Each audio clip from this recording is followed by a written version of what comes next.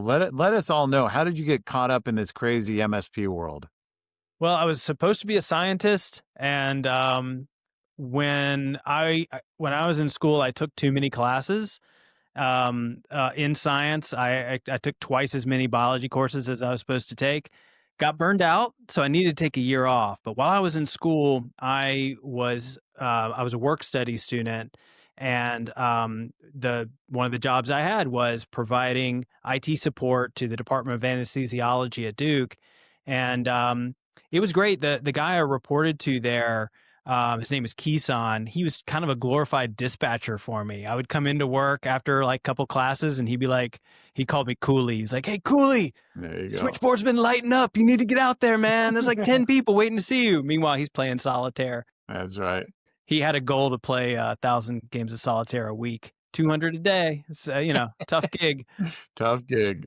But yeah, so when I took those two data points together, the fact that I really enjoyed doing that IT support work, the fact that I burned out and needed to take a year off from all the science courses, I then just landed into a job at Net Friends, which had been around for a couple years, and crazy story about getting hired there. But anyway, we can delve into that if you want. But ultimately, this became the job I got out of college, and I stuck with Okay. it. And one thing that is kind of funny, I did support a lot of the grad students, what I would have been if I had continued on in my career, and they were Right. the saddest people I'd ever Yeah. met. They cried all the time. I mean, just I.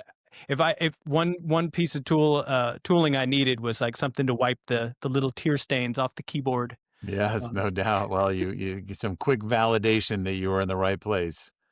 Oh, that's awesome. Okay, so now you joined Net Friends and just kind of where'd you start? Technician Yep, I was a or field tech. First thing I had to do was go into a department that hadn't really gotten well served for several months because Netfrance really needed to hire before I came on board, and I just had a ton of work to do. I had to set up a server, never done that before. Had to do a mail migration, never done that before.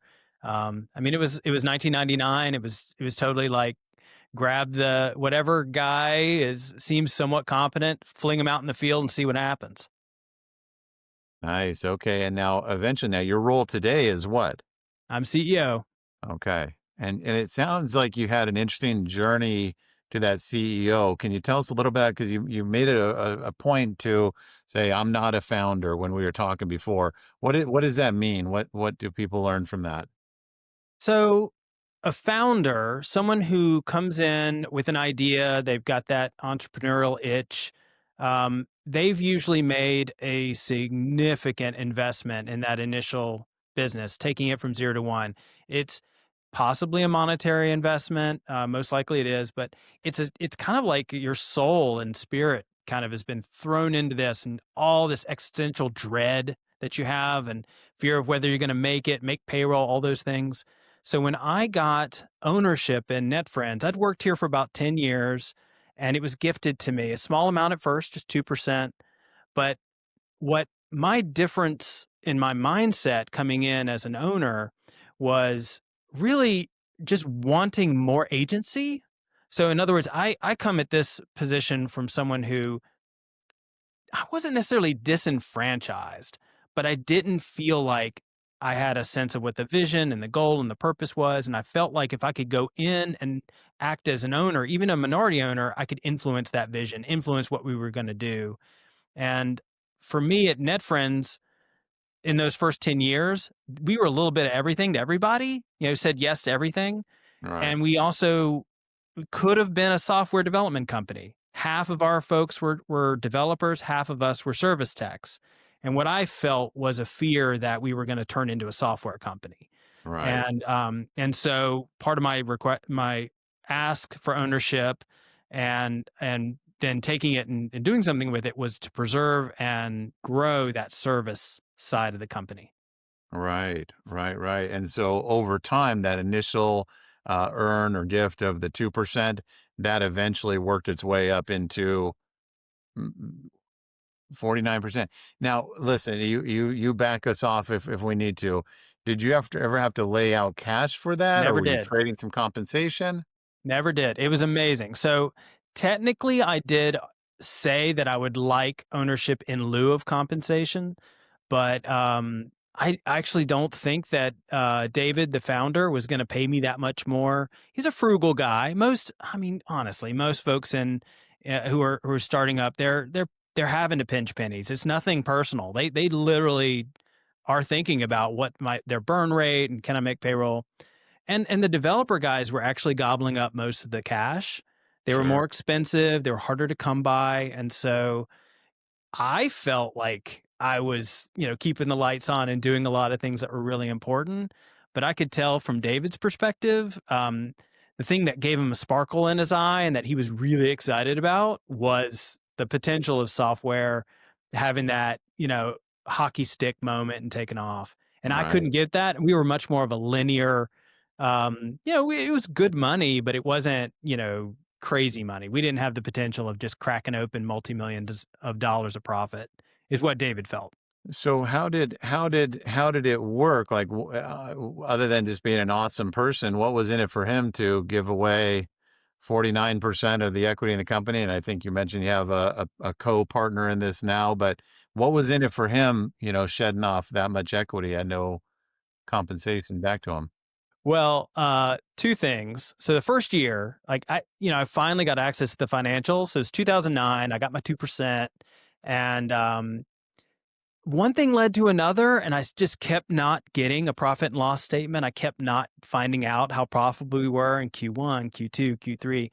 Finally, by the end of the year, David all proudly says, "Okay, I finally got QuickBooks or whatever all sorted out. Here's the profit and loss statement." And I had grown the business in 2009 by 40%. Like I'd busted my hump, did a lot of great stuff. And at the end of it, we'd made $14,000. David couldn't have been more happy. So I think when he was giving me ownership, if you think of 2% ownership, when your bottom line take home pay at the end of the year is $14,000, I mean, that's a really, really nice dinner. And that's about it. So he Yeah. wasn't really giving me something that was crazy valuable. In his mind, shoot, if this kid can boost the profits, make something happen, take a whack at it. I've been trying for 10 years. Yeah. So NetFriends was not profitable, and I didn't know that. And in my naivete, because he was giving it to me, that meant I didn't ask very many questions because I was so excited that I was getting it for free and didn't have to put any money down. Right. Um, the second reason was retention. I think he saw that that was a great way to lock me in and keep me engaged. All And right. I I have no like bitterness or anything about it. But I did. Oh man, I kicked myself something big at the end of 2009. I was like, "What have I done?" All But right. yeah, that's all Right. right. So the whole way through, all the way to the 49%, just here, we'll give you a little more. Just keep doing what you're doing. He gave it to And me pretty fast after that because I was pretty spooked at the end of that year. I was like, sure. maybe I'm going to give you this 2% back and we'll figure things out. And he just very rapidly got me to 49%. I think Yeah. it was like 3 years, 4 years. It was very quick. Right. And so we were a 51-49 relationship there. And he's one of those serial entrepreneurs. So he had as soon as he gave me even 2%, he just pivoted away from NetFriends and Oh, okay. focused on because I did leave this out. The NetFriends split at the start of 2009. NetFriends was the service side, and the software side became SciMed Solutions, which is still in business today, and David still runs it and all that. But that he really started focusing on the SciMed Solutions, and then he got his real estate license and did what entrepreneurs do. They just Right. keep getting that itch. So does he retain the remaining 51%, or is that to someone else now? No. So it was two phases. Right now I own 90% and my partner owns 10%. So working backwards from there, um, I bought David's 51% share out at the end of I got 2020. you. Okay. Had nothing Understood. to do with COVID. It was Right. time. Neelish, my partner, was given a vested 2% of my shares. So I went from 49 down to 39. Because in my mind, these shares have been gifted to me. And after a few years of being an isolated, guy running the company, and David was there, but he wasn't really engaged. I realized I needed a business partner. And Neelish was someone who I had hired in 2008, and he was a rock star. I mean, this guy, put him anywhere, he's going to make it rain. And I had in 2014 a realization that I did not want to compete with this guy ever. And so I took a page from the book that David shared me and used my shares as a retention program for him. But also I realized that David's days were numbered, and I'm a young guy, so I'm going to have to be running this thing. And what better partner than Neelish? Neelish is such a good partner. We raised our kids together. We went to the same like little co-op preschool, and his Nice. kids called me Teacher John. And I mean, like, we've been really close this whole time. And Nice. so I wanted to make sure I had a business partner. Oh, that's I've aged right alongside my clients over the last 20 years of being a consultant in the industry. So I've seen, the guys who we were all in our early 30s, now we're in our mid 50s, and just the just global thought around partnership just changes as you get a little older. Especially if you maybe didn't have one, we start seeing greater value in partnership later. If we had one and it went bad because we were probably a little more immature than we are today, we start thinking, boy, it'd be nice to have a partner. And when I look at, a 38-year-old owner who's been at it for 10, 12 years, they're maybe stuck at that 800,000 or $1 million. And, as our job, it's, hey, what are your goals? What are your objectives? Here are some action items that we should be working through. And the answer is what? I'm too busy. I'm so busy. I'm overwhelmed. And you're asking them to do things that they just aren't natively comfortable with, even if you give them the playbook. So partnership was a dirty word for a lot of my clients when they were in their 30s. Now, so many of them like, I just need somebody to offload this to. I need someone who can help. And it sounds like that's what you have in your partner now, is another side of your brain. Yeah, and it helps your psychological well-being. I mean, this is a kind of a funny thing. This is a total tangent, but AI, one of the things people don't talk about with AI is like when you're working with ChatGPT, it's very positive. It's Yeah. very uplifting. It Yes. makes you feel good. Even if it doesn't give you good info, even if you're like, it didn't tell me anything I can use, you Right. kind of walk away from the engagement feeling more confident in yourself. Yeah. A Telling really you, good great partner, question. Yeah. yeah, even if you guys are doing your own thing in your own domains, you still feel a sense of camaraderie, shared burden. All that stuff matters. I mean, at the end of the day, we're all carrying a heavy load. And if you can just look over and see that someone else is carrying it with you, even if you guys don't talk, even if it's just a glance, it just makes a difference. Agree. I agree. Say it very, very frequently now. It's I've got some equity stakeholders in my business, and when I write them that their 10% check or whatever it is, at any point I'm like, oh man, that sucks. I wish I could have it. That lasts about a fraction of a second. When I think back of all the hours of them just kind of walking me through something or keeping me on track, it's like it's worth 10 times that. So just having, it's very lonely being an owner. So having another owner or great colleague just makes all the difference in my mind. Really And does. yeah, and I couldn't agree more with ChatGPT. I was just thinking about that the other day. It's I'm asking it all these silly questions, and it always starts with something like very astute question. Oh, I can tell this make I'm like, why I don't want this to make me feel as good as it does. Why am I letting this stroke my ego? But it surely does make you feel good. It works, and I've heard that they've piloted and tried making it be much more robotic and a tool, and the thing Yeah. is you have the choice. You can go to other AI platforms that are much more, kind of like encyclopedia. It's not Yes. like it's Yes. mean or anything, it's just clinical and dry. But if you have something that starts off with a, "Hey, Josh, you're a swell guy. You're super Right. smart. How about that?" You just I don't know, you're just gonna gravitate to it, and it's not that we're like fragile egos. It's just nice. It's It pleasant. is just nice. It's in fact I get to the point now where I'm semi ex-military. I'm not any sort of big military guy, but enough that at a young age, I got the influence of a drill sergeant and the kind of affinity you have for this person who's just calling you dog shit and just making you do all these horrible things. Somehow that drew my affinity. So I'll get into Chat GPT and I'll be like, I'm going to give you this idea. Be ruthless. Be no holds barred. Tell me if it's a stupid idea and it'll try its best, but sometimes I'm like, I just want the raw reaction. So it's a funny thing how we begin to perceive Chat GPT for sure. Well, John, as we kind of find our way through our story here, obviously 2020, you become the primary owner. You've got that weight on your shoulders. You're probably wearing it pretty heavily already. What were some of the things that you started thinking, okay, now that this is really my helm and I got to live and die on my decisions, what were some of the initiatives that you started feeling like you could really take the reins on and point a direction for the company? There's so many. Part of my problem is I have a pretty wide capacity to carry a lot of different things at the same time. Pretty good at compartmentalizing, task switching, etc.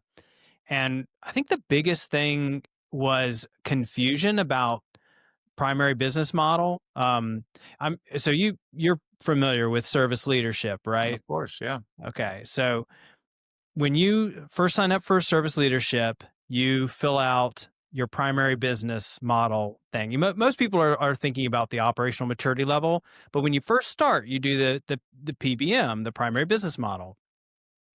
When I filled that out for the first time, do you know what happened? I got an error message. Said, call this number because they had no idea. Am I a consultancy? Am I project based? Am I a value added reseller? Am I an MSSP or am I an MSP? It was like I was all over the map and I was not dominant in any domain. And I think I thought of myself as an MSP, but frankly, it was a correct assessment. And when I called, I talked to Brian there and he was like, "Yep, not less than 2% of the people get that message. I'm glad you called. You need to pick a lane." And he said, "I recommend, MSP, infrastructure services. I mean, that's the one that seems to be that has the most bandwidth for profitability and take home. So if you don't know what you are, pick that and become that." So I was like, "All right, that was very astute." And I mean, we had a year where we had 2.7 million in procurement revenue. Okay, It was nice, right? sure. And it was some like high end network equipment. One sale alone was like 700,000 something. I mean, it's like kind of stuff you're like, heck yeah, this is awesome. Not mad at that, right? You're not mad at it. But then again, what we saw was we were doing so we're EOS and we were having one of our quarterly offsites and, we'd set up the room and we did all the stuff. We lost 2 hours, because one of our key team members had to take a call with a vendor with that customer that, we sold a lot of stuff to. And it was a nothing burger call. It didn't amount to anything, but it blew up that quarterly offsite and it created all this kind of weird stuff because it was the only time they were all hot to trot to buy something.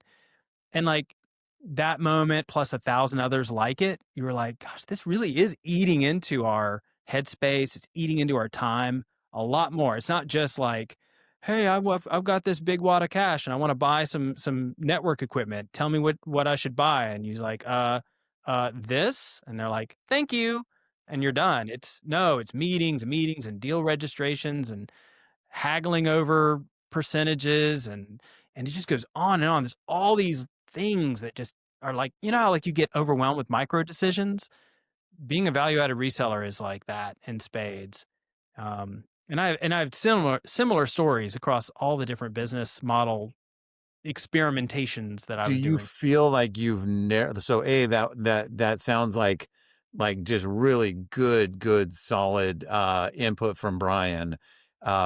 And it sounds like you were able to hear that as well in that moment. It wasn't something Yes. that you were fighting against, but you still had to figure out how to kind of unwind that clock a little bit. That's not easy. And that was, what, how many years ago? 5, 6 years ago? Yeah, that particular value added reseller thing actually crept up on me after that conversation with Brian, but I hearkened back to it. I kept going Yes. like, why are we doing this? Remember we had primary business model confusion. This is Yes. going to create that. So Yes. that was one of these additional things that even Yeah. when you have the conversation, even when you're like, heard, never gonna, 6 months later, that sweet, delicious deal comes through and, oh man, oh, I need that cash. And Right. I was finding all these like fun strategies to be cash flow positive during these kind of transactions. Cause it was like, Right. it's almost like getting little micro loans because they would Yes. pay me in advance and I have this big fat check account. And then, Yeah. I had 60 days to pay the supplier, and those things are like, hit me, one That's more, right. like you get caught in it. And so I get it. I understand the pull, the draw, and you got the best of intentions every single time. But you have to sit back and be like, "What am I doing?" Like, How did you navigate now, would you say here in 2025 that that dominant business model confusion is behind you, or are we still yeah? yeah, absolutely behind us. We are so dialed in to being an MSP. We have really good procurement project work that comes alongside our primary contracts, but yeah, if I was going to like really tell you where I was at when I spoke to Brian, I had 800 clients, which is awesome, right? But 600 of them I spoke to maybe once a year. Someone in my business spoke to him once a year, which of Right. course, when they call, they expect us to have perfect documentation, know Sure. everything that happened the day before they called, yada, yada, yada. Oh, yeah. They were like, and you're still $59 an hour, right? Yeah. Right, right. It And the first hour is free. right, of course, of course. Of You course. Why know, not? Old I time's can sake and all that. I can I can So really yeah, go ahead, please. Well, yeah, I mean, so when I talked to Brian, I definitely had a break fix model. We had a handful, maybe 10 contracts. We were doing staffing. I had a bunch of folks that were just dedicated, quarter full, half FTEs here, there, and everywhere, doing all those sales, doing the project. It was just a hot mess of everything. I even had a sock. We were reselling white labeled sock services to enterprises. I mean, it was unreal. We Yeah, were doing probably everything except structured cabling. right. Yeah, I can really relate to that. We've got, our peer team members. We meet with them all the time, so I hear their stories very intimately. We got all of our MSP clients, and I can hear their stories and figuring out what you are and why one business line is going to be, the best for you over a different one. Uh, you would think with all that exposure, I wouldn't fall into that same trap. And over the last 5 years, boy, I was so clear on who we were up until 5 years ago. Then we got sucked into this, software support and doing these implementations for ConnectWise, doing 600 of them a year and just like, oh, this is like hitting the vein. It's like, this is easy money. People are happy. You end up, like you said, you know, in our case, 12, 1,500 clients where it's like, we did that one thing for you, but you take up such a mind share of the logistics of managing it and working through the kind of hiring matrix of a different type of employee. And it's mm, like we're lost, and then we had all these other business lines. So what you did several years ago is what we are kind of on the tail end of having to do of like unwind this clock, get you down to what you're here to do. What's the purpose statement? You know what your margins can look like. It's what you love doing. Just stay there. But all those little distractions, they don't feel like distractions until they are, until you have those wake up moments. So it's really timely that you mentioned that. And I think a lot of MSPs, it's like, I just business owners in general, it's just, how do I say no? And it's like, it's going to be hard, especially until you've put so much effort into the thing you're really meant to do, that saying yes to that feels silly. Saying Hmm. no it will feel hard, but that's where the conviction behind what you're doing and why seems to pay off.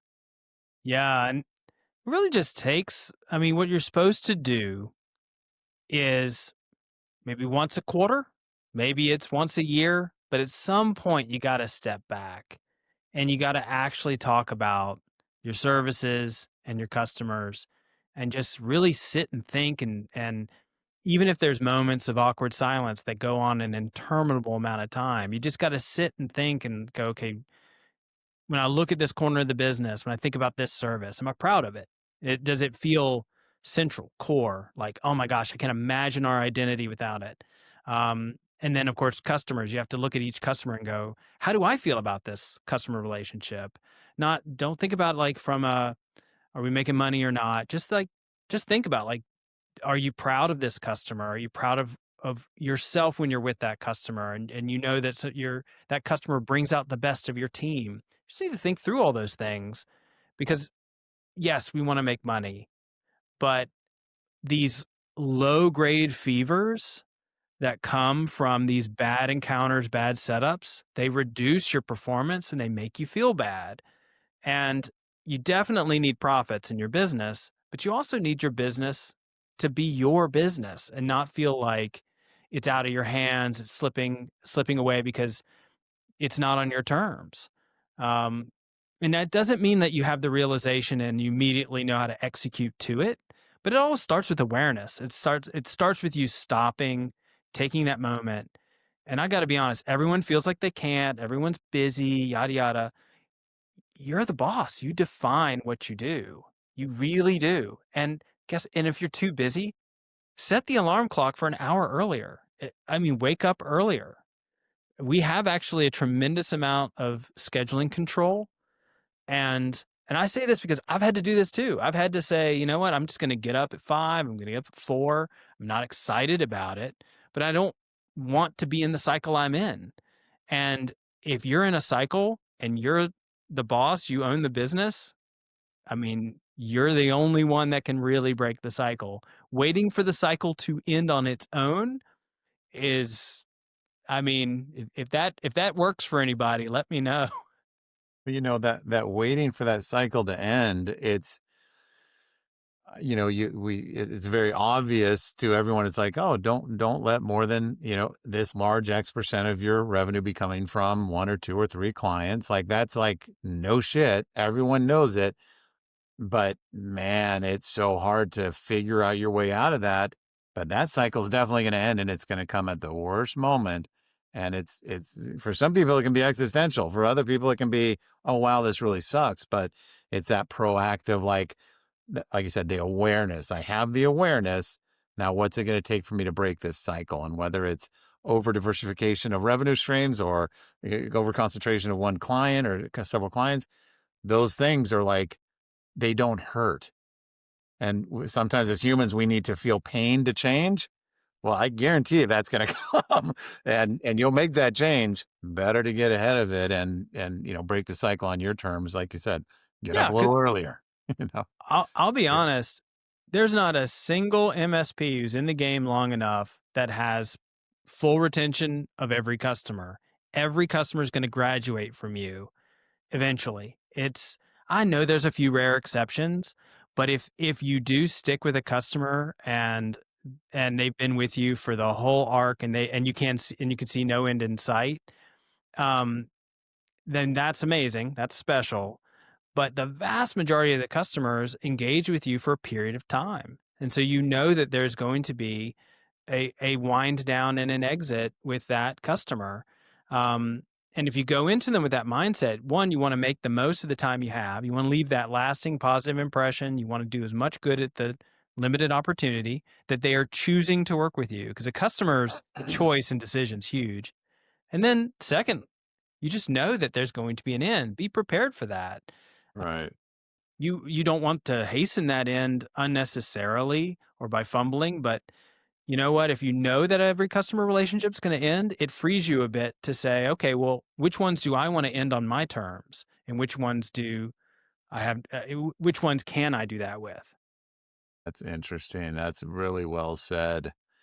As we think about that kind of diversification of services and offerings, you and I had talked very briefly about automation, and I'm gonna kind of set the table, and you pick up what food items you want from it. So, The way buffet.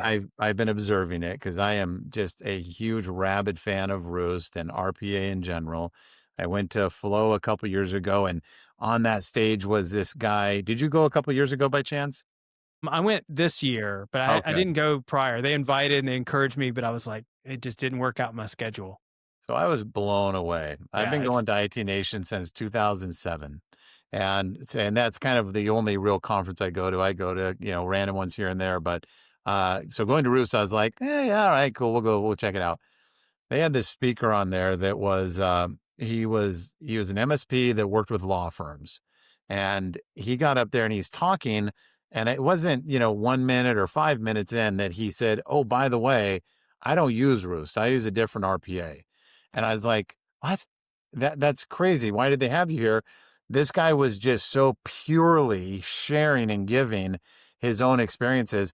He even went and did something super old school. He took every one of the automations he had in his business and printed it out front side, back side, piece this thick of pages of his automations, printed out like 50 or 100 of them.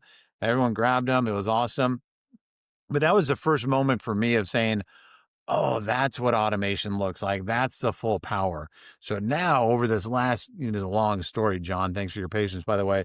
Over the last, however months that was, 14 months, I'm just zeroed in with our clients, just paying attention to what they're doing. People are taking baby steps, little baby steps. And I'm like, oh, that's cool. I'm no expert in this. I'm not here to try to push you further.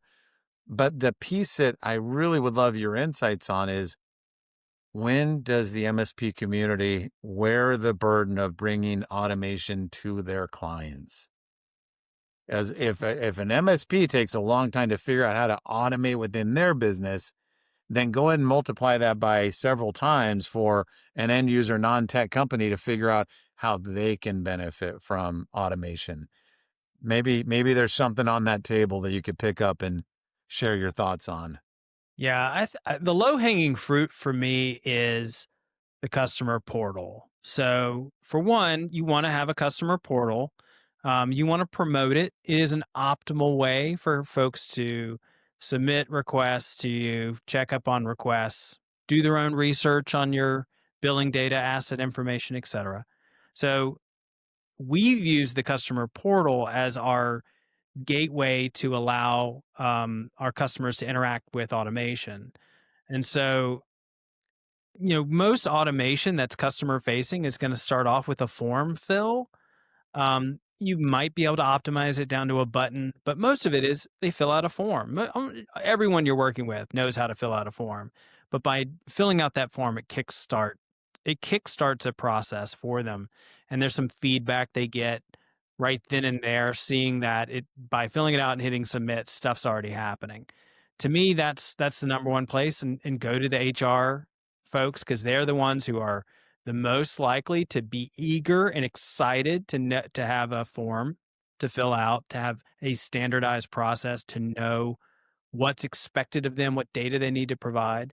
So between that, your HR person, your HR team, if it's a very large customer, that's probably going to be the folks that'll take your meetings, be excited, be a collaborator, work through, and be excited that you're focused on onboarding, offboarding, role changes, someone going on leave and they need to have things suspended and things like that.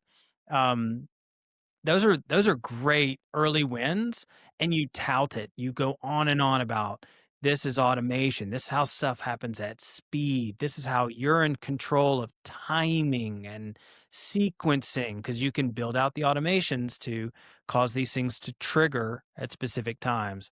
So that to me is like the starting point, and that's customer facing. The materials that you would have that you set up the first time with one customer translate great to customer 2, 3, 4, 5, etc. um, and so you even though you may recreate unique things for different customers, it's you're only like retooling a small percentage of it. Right. That's where I would start. I think that's very and then the HR department can talk about it and be like, "Oh, this is great." Um, I could go on, but I mean, that's an easy starting So in point. that example, what I think I'm hearing you describe is you're leveling up your automation game if in how that client, and particularly the HR department, is going to be interacting with you, but you're also exposing them to what could you do with this? What automations that don't interact with us, your MSP, could you imagine? Am I Totally. picking that up right? Yeah, that's perfect. I mean, you the main thing I want to stress, because I think we as MSPs get this from our vendors, please don't assume innovation. Do not go into this thinking the person that you're going to work with is just going to suddenly overnight get this creative impulse and come at you with 50 amazing ideas, and your problem is just figuring out which amazing idea to do first. No. Most people are like, "Okay, that's the process. Okay. Yeah, well, I have this suggestion," and it's something tiny, can Right, that icon be a different color? I mean, like, right. it's and then you're like, "Yep, and we can do that for you." And then they use it for a while, and then they mention something, and you're like, "Oh, we could do that in a form just like this Right. other one." And they're like, "Oh, yeah. Yeah, do that." And it's so if you're looking for excitement and ideation from your customers, you're probably going to be very disappointed. And I think our vendors coming at MSPs are feeling the same way because they're like, "Come on, guys, where's your AI? How are you doing AI? I want to hear from you." And you're like, I'm deploying laptops and I'm trying to, create this user account, and someone else is screaming at me about the password reset that didn't work this morning. And yeah, like, come on, guys, I'm busy. And so just to have that same expectations with your customers where you don't come at them and be like, "Go ahead. I can't wait to hear what you're going to say." And it's just it's not fair. And you're going to come away like, "Well, I don't know why we're doing this. They're not they're not responding like I wanted." That's not, just simmer That's down. a really good point. That's funny. Yeah, that is a good point. I am that guy where it's like, "Look, I showed it to you. Now what do you want?" And it's Yeah, like, go I right don't now in know." the moment. Yeah, I need that immediate feedback. So, yeah, no, that's interesting. So, what's kind of your take on the MSP role, maybe kind of fast forwarding whatever period of time, 2 years, 5 years, where it's like all of that IT that we do today that's critical and remain critical starts becoming more and more of table stakes. And some volume of clients are going to be looking for, how can you make my business better? How can you help me? I read something, I heard something, and automation might be the answer. What's kind of your prognosis or outlook on that? Yeah, I mean, I think there's definitely going to be some expectation of automation support and assistance. The way I think of automation that is subtle automation but expected is expanding the capability of a tool or platform. So if you think of it, one way we expand the capability of one tool or platform is integrating it with a second tool or platform, making it so you have a clear source of truth, and data that goes into that system radiates starting with one, but maybe two, three, four, et cetera, systems. So that's a form of automation, that keeping the data in sync and connecting those two tools together. I sometimes liken this to automation's not going to take away anyone's job, but it's going to make the tools we buy better, and we're going to get more use out of them. So they're going to be more effective tools, because a lot of times we buy the tool and we're kind of shocked that the data is kind of stuck in it, or it doesn't parse the way we want it to, or something like that. So I think a lot of what we're going to see with customers is if we go in and we're all skilled and trained in automation, we're going to see their line of business apps. We're going to see some tooling that they have, especially with Microsoft or Google. And we're like, "Oh, we can help get that data out or into these platforms for you." I definitely see that coming up and being a big part of our lasting imprint on customers, leaving behind that capability and automation that came with us expanding their tools. So that's in the mix. Um, the other thing, just is more of like a general thing. I think a lot of what we do right now is so related to, but not similar at all to what we were doing 5 years ago, 10 years ago, 15. The evolution that we're actually experiencing in work and systems, it feels like it's accelerating. It's kind of always been going fast paced. I mean, I feel like everybody, the movie No Country for Old Men. Oh, I love it. Yeah, Yeah. absolutely. Yeah. The essence of the title, though, is that, there's a point, right, where You're like, I've just seen too much violence.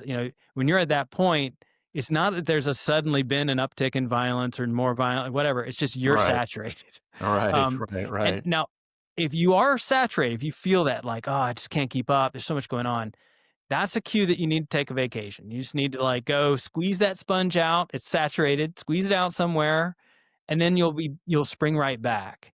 Um, and if you don't spring right back, you didn't take a long enough vacation, Fair. or the vacation wouldn't have enough of a disconnect.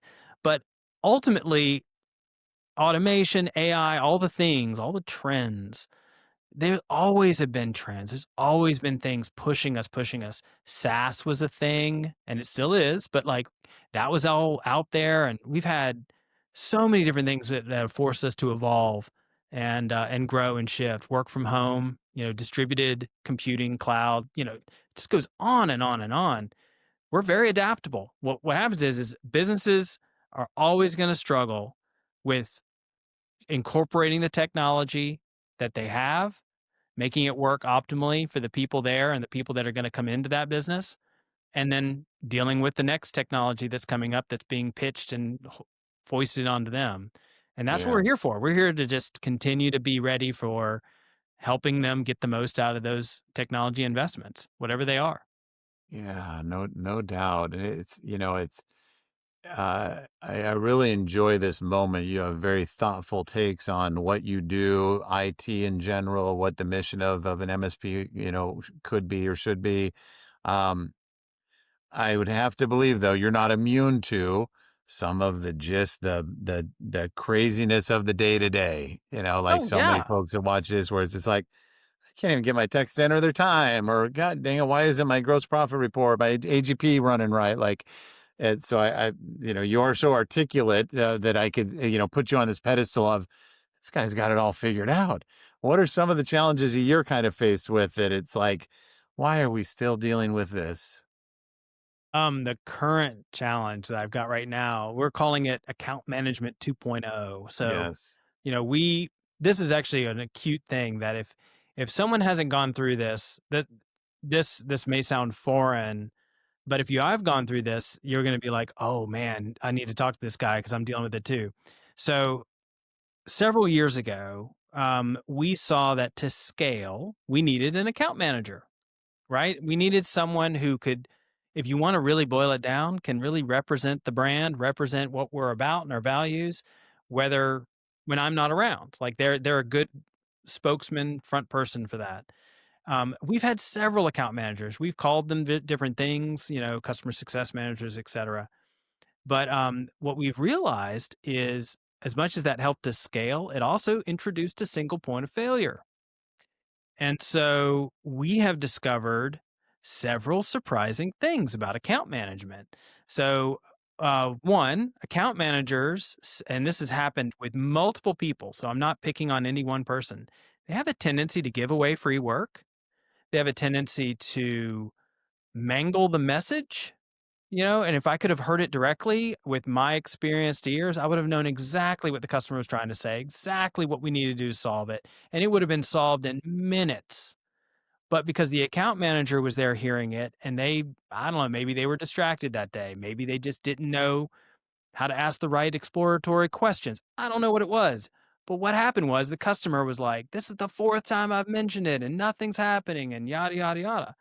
And that's hard to deal with the aftermath of that and realizing that what I had done is I had put these single individuals in front of a customer that, from a customer's perspective, they started to gravitate towards that person for all this random stuff. And that person started to get their job defined by I'm the guy that handles the random stuff and makes it go away. Hopefully, it goes away nicely, but it goes away one way or the other. And the new version that we're doing now and trying to implement brings me right back into the account management space. But what I'm really introducing to our customers is a mailing list, if you will, or a distribution list, account management at netfriends.com, that creates a ticket automatically in our system. So it's trackable. Every communication has an ID. Um, and I can distribute that and I can move that ticket so much more easily than I can move an email or something like that. Right. And so it's trackable, it's movable, and it's not just landing in my inbox or in someone else's inbox. So that's an example of something that I'm in the process of fixing, the process of trying to ideate. I've got dozens of customers I haven't spoken to yet. I'm trying to speak to them, but not everyone's really keen to take that meeting. I know I've been going on for a long time here, but like No. trying to deal with the account and that relationship, the partnership. I made a huge error. I made an error that I think a lot of folks are given guidance to make this error. Right. You need account managers. They're really important. They're your inside sales team, yada yada yada. It's really hard to do that right. And right now I'm having to kind of go back to the drawing board and put myself back into that role so that I can figure out what account management 3.0 is going to look like. Cuz I don't think I'm going to stay in account management 2.0 indefinitely or very long. I mean, it's going to Right. be many many moons, but I mean, it's not very sustainable if I'm trying to run the business, if I'm also doing all the things related to account management, but I got Right. to do it for a season. Yeah, I love that for a season for sure. And it is, it's, I love that you brought that up, the account management piece. I think in the last 18 months, in our various, client segments, account management and project management tend to be the hottest topics. Account management more so than any time in my history. And it is really interesting all the different ways people are trying to solve for it. The common thread seems to be, how do we get that initial momentum of people being willing to meet with us? They're not accustomed to it, or, we've done some fits and starts, and maybe the client just feels like there's no value there. So that's one. What you brought up around that account management kind of, morphing into this kind of client success role, or just this, I can't, instead of just hitting the dispatch or the service manager, I got this other person to tell me things are not okay because they're actually calling me and asking me if everything's okay. That really brings me back to, 2013 and 12, where the big question on lots of people's minds was, do I need an account manager? Shouldn't that just be my service manager? And, obviously a pretty outdated concept, but it was very real in the moment. But, I got introduced to this client success manager. I've been hearing the phrase for quite some time. And I just kind of thought that just sounds goofy. That sounds like some big corporate lingo. But I have heard some people give me some nice definitions of the distinction between an account manager and client success. We're not talking about, maybe you guys are 50 million in revenue. I don't know, but we're talking about still pretty modest budgets for all things sales and service delivery. That extra layer of, okay, if we buy into the idea that account management does this, client success does that, well, shit, how do I fund that if that is a real thing? Maybe share your take on, what's your take on, just that notion of client success, and how does that fit into account management 3.0, at your firm, if at all? Yeah. So, kind of have to break it down. What is the role doing? So, is the role primarily a sales role? Are they out there looking for opportunities to sell projects, cross sell, different services, sell parts, procurement, what have you? If that's their role, you have to think what would make you, looking at yourself, want to interact with that person who is definitely a salesperson. Like you would have to have probably an inside marketing initiative to make to create the interest, to create the curiosity, to create that sense of urgency around certain things that would prompt someone like me to go, yeah, okay, yeah, I've been reading about this. Yeah, I know. I need to talk to this guy or gal and figure it out. So if you're gonna focus on sales, marketing's got to be a piece of that. And most people don't think to market internally. So that that needs to go together. Why are they having such trouble finding meetings? I mean, do you want to take a meeting? I mean, they're cold calling practically. So that's one. If their goal is customer relationship, let's say they're there to make sure that this person's an amazing reference, amazing referrer, passionate, about you and your brand. Um, that's really hard to recreate outside of someone who's an owner. It just is. I mean, it just takes that person would have to be right at your hip, listening to all your conversations, just infused with your passion and your Right. drive. It's possible, but it's hard. And I think we need to acknowledge some things you can say, yeah, and it's possible. But if it's so unlikely, then what you're doing is you're kind of setting everybody up for a likely failure. You're creating a little house of cards. Um, and what's the third thing, right? You're trying to sell, you're trying to retain. Maybe the third thing is kind of getting back to that thing you were talking about in 2012, 2013, the service desk. This is a person who's there to do the root cause analysis, really tease apart process breakdowns and what are we doing wrong here? Or what was that one ticket that went sideways? And let's figure that out. You could argue that that's relationship based, but that's actually very operational. You're just sitting there looking at, do we have the right tools? Do we have the right team members? Do we have the right process in place? And that is the closer you have that person on the operation side, because then they can just pivot immediately to their teammates and start fixing it. Um, that's who you'd need to position for that. My personal take on those three roles: who wants a sales guy week after week, year after year assigned to their account, and that's their account manager. Who wants the relationship guy constantly? That person's probably going to be itchy and annoying because they're constantly like, "Are we okay? Josh, are you good?" Um, and then the one that probably has the most relevance is that operational one, but also, you go through periods of time where you ask someone like, "Hey, any of our tickets rub you wrong? I'm looking at our NPS scores or CSAT scores, and we look like we're good." And if they're like, "Yeah, we're good," then we're good. Move on, right? Those are precious assets in your company. So I'm giving you kind of a long answer, but those are, like, in my mind, the three main things. You're trying to sell, you're trying to retain, you're trying to improve. Um, and and those are different headspaces, different roles. But if you're hearing the through line, they're probably not the one role all the time for all your customers, et cetera.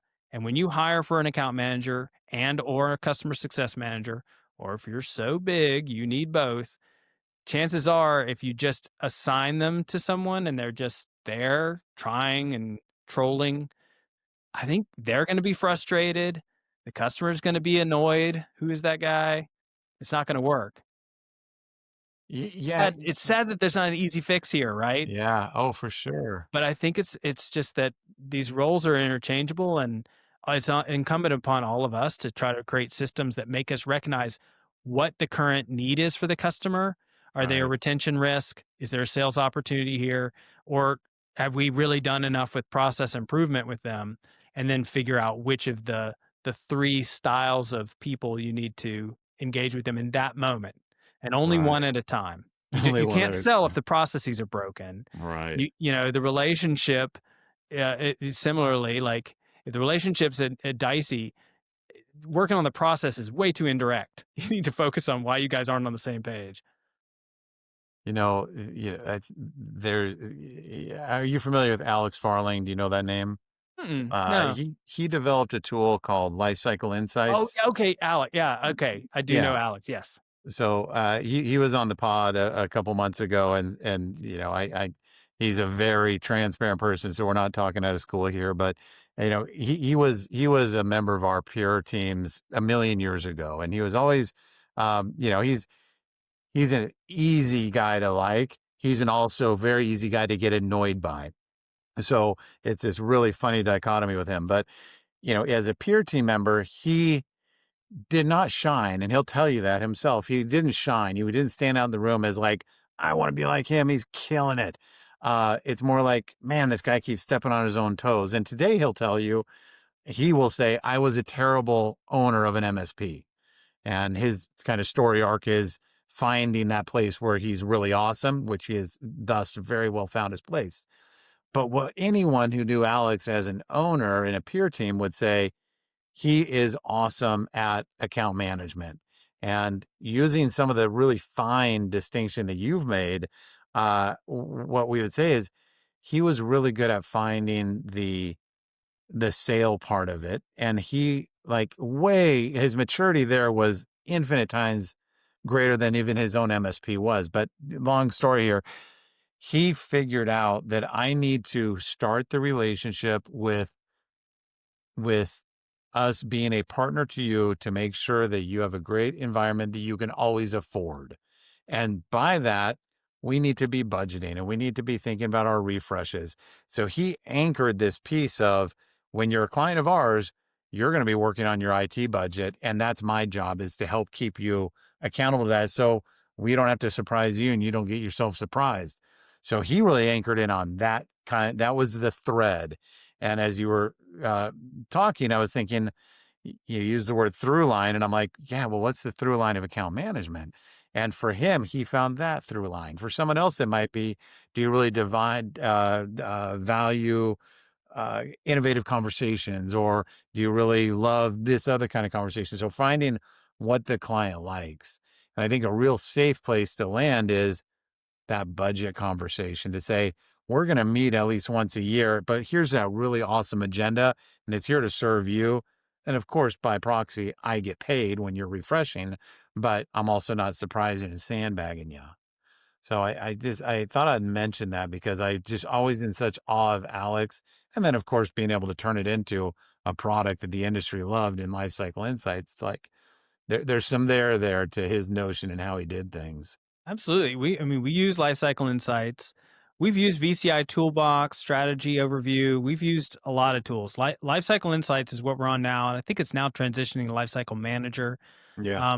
What we found is when we polled our customers, and this is where I'm getting at those 3 lines, Yeah. so many of them told us that they did not want a TBR. They didn't get value out of it. Just send me the dashboard, send me the reports. Yeah. And what we saw is that those are the customers that are less interested in sales, and we probably have a relationship need. They need to actually see there's value in meeting with us. Right. And Absolutely. and this is some of me eating my own, you know, or drinking my own Kool-Aid, whatever. Like I have to like look at this whole account thing and say, in some ways, I've unfortunately created a disconnect with several of my customers, and I need to fix that, right? Because they should really want to meet with me if I'm offering a meeting, because they need to be like, oh my gosh, I've got access to, Net Friends and all that experience. Let's find time. I mean, I get Yeah. people are busy, but surely you got time 3 weeks from now, you know?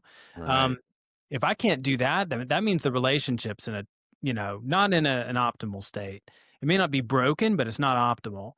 And then the other Right. is like, maybe that we just need to spend a lot more time with operations, getting in alignment. I get this feedback from customers all the time that they would just love to like really dig into our onboarding procedures because a few things, didn't go great in the last X number of onboardings, and they just want to figure out like where was there a disconnect or things like that. And that's where you need to start with them.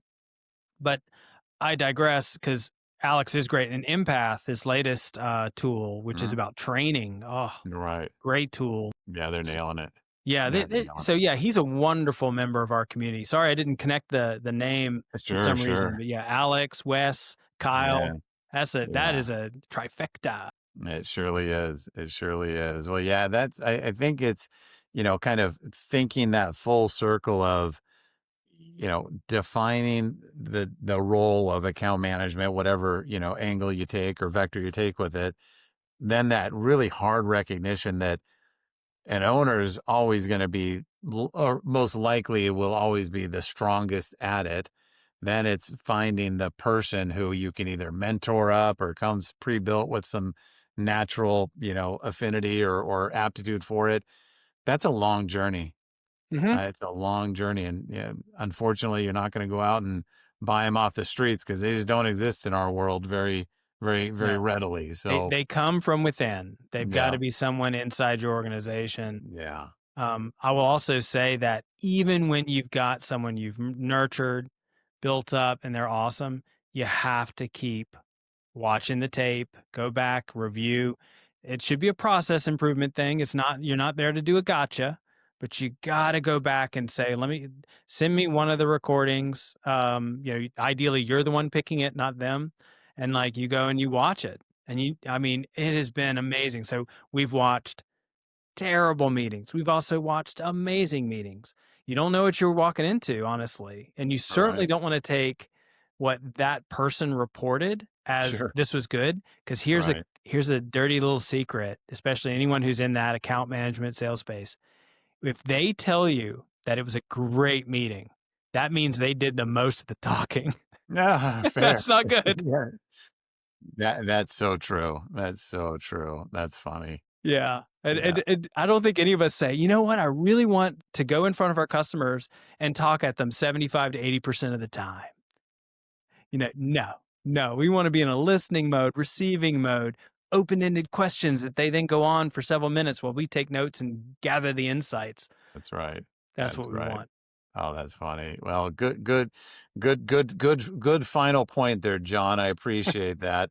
Yep. John, let me ask you if there's one thing we're going to wind it down with just a couple of fun questions. So, what is, I kind of hate some of these questions, but what is that? What are those one or two things that if you could identify that you do really well right now, that if you said, if I would have figured that out, 2, 5, 8 years ago, the world would be even better than it is today. What are those kind of big nuggets for you? Yeah. Marketing is huge. Um, if I, we started our marketing journey really weird and late, and it was always kind of like a cost, a necessary evil. We gotta make some attempt, and we underfunded it, and we just didn't put the umph and energy and emphasis on it. So I would go back, really focus on talent, finding a bit. So our marketing team, we have 3 folks on it, and I'm the fourth. I'm overseeing marketing. So really invest in marketing. Marketing is, everyone talks about like, oh, I'm having trouble recruiting. Guess what? Everyone who's like out there looking at you, they're looking at your marketing. They're going to your website. They're going to social media. That's marketing. So recruitment, obviously trying to get customers, trying to make the current customers you have continue to like you and want to refer you. It's your marketing. Everything visible about you is marketing. I think too many of us think this picture we have in our head projects perfectly and flawlessly into the minds of anyone we're talking to. It's not the case. So that's huge. I would just go back and really emphasize, get into the marketing game. It's not a necessary evil. It's honestly the only thing people see about you. And you've got to invest in it, and you got to dwell in that space and say, what do I want them to see? How do I differentiate in a good way? How do I attract who I want to attract? Yeah, And just dwell on that and find talent, find vendors. Vendors will help you. I have a mix of vendors and in-house staff. And last thing I'd say on it, about 8% of your revenue, 8% of your revenue should go to marketing. there you go. There you So go. Yeah, there's your little measuring stick. If you're not there you spending go. that on staff and other spend, you're underinvested. I think you're definitely onto something with that one. I love it. Well, John, it was a pleasure. Where can people find you out in the world? So you can always email me, johns@netfriends.com. I'm on LinkedIn. I'm John Snyder dash NetFriends. It's my little handle, but John Snyder NetFriends, you'll find me. And yeah, those are the 2 best places. I'm on both all Nice. the time. Outstanding, John. Well, it was a pleasure and I look forward to chatting with you again. Thank you, Josh. Thanks, everyone. Bye.